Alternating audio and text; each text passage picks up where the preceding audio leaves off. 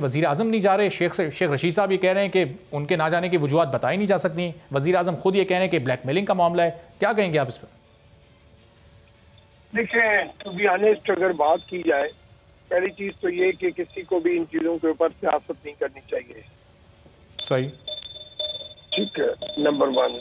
Number second ये कि जो अपोजिशन भी कर रही है। दूसरी चीज है कि अगर ऐसा कभी भी कोई वाकया हो और ये प्रोविंशियल रेस्पॉन्सिबिलिटी हो, वहाँ पे जो है वो डेड बॉडीज रख के शुहदाओं की और वो कहें कि प्राइम मिनिस्टर आए तो हम उठाएंगे, मैं समझता हूँ ये प्रैक्टिस बिल्कुल गलत है। ये प्रैक्टिस भी नहीं होनी चाहिए। मगर जब ऐसी कोई चीज हो जाती है तो फिर जो है वो उन चीजों को कंट्रोल करने के लिए टाइमली कोई ऐसे फैसले भी होते हैं जो अनप्रेसिडेंटली जो है वो फैसले किए जाते हैं कि कम से कम जो चीजें गलत हैं, मगर कभी कोई मजलूम, कभी कोई ऐसा मौका आता है जहाँ पे आदमी को उन चीजों से हटकर भी फैसले करने पड़ते हैं। तो अगर प्राइम मिनिस्टर साहब चले जाते तो भी हर्ज नहीं था। अगर चले जाते तो कम से कम उनकी डिमांड तो ये गलत है। और ये कहना कि जो है वो हम जो है वो बिल्कुल नहीं आएंगे, मगर प्राइम मिनिस्टर की जो आज की स्पीच है जी, मैं मैं समझता हूँ उन्होंने एक क्लियर कट मैसेज दे दिया कि मैं आपके दुख में शरीक हूँ। और उन्होंने बिल्कुल सही बात की कि आप डेड बॉडीज यहाँ पे ये तरीकेकार गलत तो है। रमेश कुमार साहब आप ही कह रहे हैं कि सियासत नहीं करनी चाहिए इस मामले पर। कौन कर रहा है सियासत? देखिए, जिस तरीके से मैं अभी बयान देख रहा था, एक तो हमारे पीपुल्स पार्टी के लोगों का और एक जो है वो PMLN की मोहतरमा मरियम नवाज साहबा का, मुझे अफसोस हो रहा है इन चीजों के ऊपर कि ये चीजें आज हजारा वालों के साथ जो ये ज्यादती हो रही है, ये पहली मर्तबा नहीं हुई है और हर गवर्नमेंट में उनके साथ ये ज्यादती हुई है।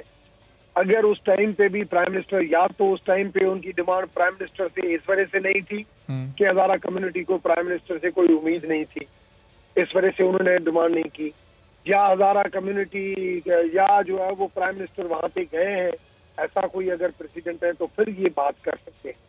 मगर आज इनकी अगर प्राइम मिनिस्टर के साथ उम्मीद है तो भी प्राइम मिनिस्टर आने के लिए तैयार है और वो उनके दुख में भी बराबर के शरीक है। तो रमेश साहब आप ये समझने के ज़रा ऑपोजिशन इस मामले पर भी सियासत कर रही है। रमेश साहब, तारिक फजल चौधरी साहब नून लीग के सीनियर रहनुमा भी हमें ज्वाइन कर चुके हैं। जरा इस पर उनसे उनका पॉइंट ऑफ व्यू ले लें। तारिक साहब, रमेश साहब ये कह रहे हैं कि इस मामले नहीं करनी चाहिए। मरियम नवाज साहबा वहाँ गई, बिलावल भुट्टो जरदारी वहाँ गए। बिलावल भुट्टो जरदारी ने भी इज़हार यकजहती किया, लेकिन मरियम नवाज ने कुछ सियासी गुफ्तगू भी की। वज़ीर आज़म पर तनकीद की उन्होंने कि वज़ीर आज़म को यहाँ आना चाहिए था। ज़ाहिर है मुज़ाहिरीन का मुतालबा भी है। तो रमेश कुमार साहब ये कह रहे हैं कि नहीं, आपको इस पर सियासत करनी चाहिए। माजी में आपके दौर में भी वज़ीर आज़म वहाँ नहीं गए, सैकड़ों लोग वहाँ पर मरते रहे, शहीद होते रहे। बिस्मिल्लाहिर्रहमानिर्रहीम। देखिए, सबसे पहली बात तो ये है जी कि जिस तरह उन लोगों के साथ एक जुल्म, ज्यादती और बर्बरियत की गई और उसके बाद वो लोग अपने उन पैरों के मैतें लेके सापा एहतजाज हैं। आज 5वां 6ठा दिन होने के बावजूद उन्होंने मैतों की तदफीन नहीं की और वो मुंतज़िर हैं इस बात के कि वज़ीर आज़म वहाँ जाएँ, वो अपना दुख उनसे बयान करें, अपने तहफ़्फ़ुज़ात उनसे बयान करें। और वज़ीर आज़म सिर्फ उनकी बात सुनने के लिए नहीं, बल्कि वो चाहते हैं कि मुल्क का चीफ एग्जीक्यूटिव आके उन्हें इस बात की गारंटी भी करें कि मुस्तक़बिल में इस तरह की दहशतगर्दी ख़ास तौर पर इस कम्युनिटी के साथ, हज़ारा कम्युनिटी के साथ आइंदा नहीं होगी। ये बड़ी सीधी सी बात है और बड़ी जायज़ बात है। अब इसमें चाहिए तो ये था कि अगर पहले दिन ही जिस तरह न्यूजीलैंड की जो प्राइम मिनिस्टर है, जब वो क्राइस्ट चर्च में मुसलमानों के खिलाफ दहशतगर्दी की गई तो अगले दिन जाके उन्होंने उन तमाम गमज़दा मुसलमानों को अपने गले से लगाया और उनकी दादरसी की।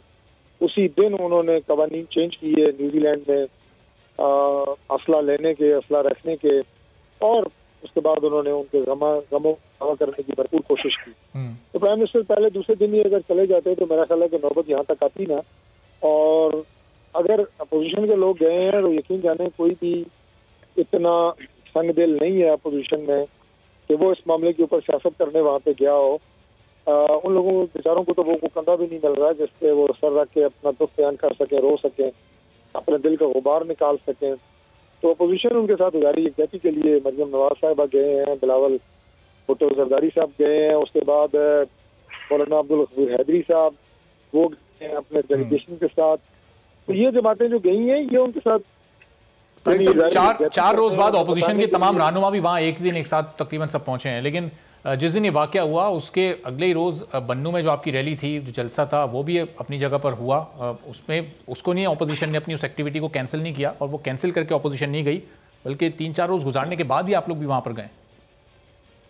देखिए, जहाँ तक मैंने पहले अर्ज किया है कि अपोजिशन उनके साथ इज़हार यकजहती करने हैं और उन्हें ये बताना है कि हम आपके दुख में बराबर के शरीक हैं, उसके लिए गए हैं और हम दुखी हैं आपके साथ और हम आपके साथ खड़े हैं।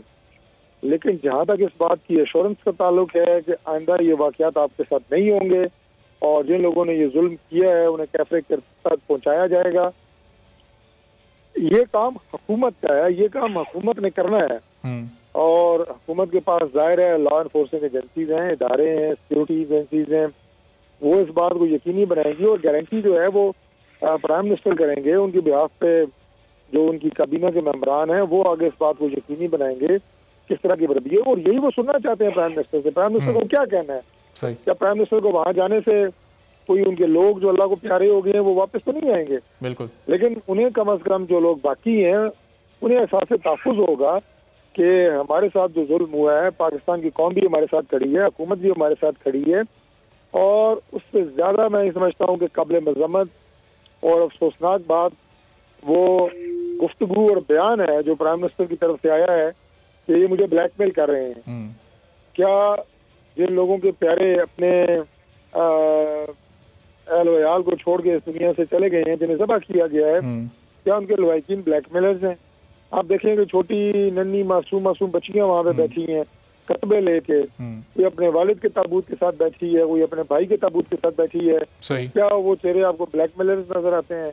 ये बड़ी अफसोसनाक बात है, ये बड़ी दर्दनाक बात है। कोई, मैं समझता हूँ कि कोई जिसके सीने में दिल हो तो प्राइम मिनिस्टर को मुजाहिरीन की भी बड़ी दिल आज़ारी हुई है उनके इस लफ्ज़ से। और रमेश कुमार साहब, अब मुजाहिरीन की जानिब से मुतालबा भी सामने आया कि इमरान खान अपने इस लफ्ज़ के इस्तेमाल पर माफ़ी मांगे हैं। वो मुजाहिरीन ये कह रहे हैं कि हम कोई उनसे NRO नहीं मांग रहे, हम तो सिर्फ इंसाफ मांग रहे हैं, और वो हमें ब्लैकमेलर से तशबीह दे रहे हैं। अब क्या इस पर माफ़ी मांगनी चाहिए, अपने इन अल्फाज को वज़ीर आज़म को वापस लेना चाहिए? रमेश साहब देखिए, माफ़ी की बात नहीं है। पहली चीज़ तो ये कि ये मेजर प्रोविंशियल गवर्नमेंट से रिलेटेड है, इंटीरियर मिनिस्टर वहां पे गया भी है, मगर एज ए मुल्क का प्राइम मिनिस्टर उनकी ख्वाहिश है कि ये वहां पे आए, तो जाने हर्ज नहीं है।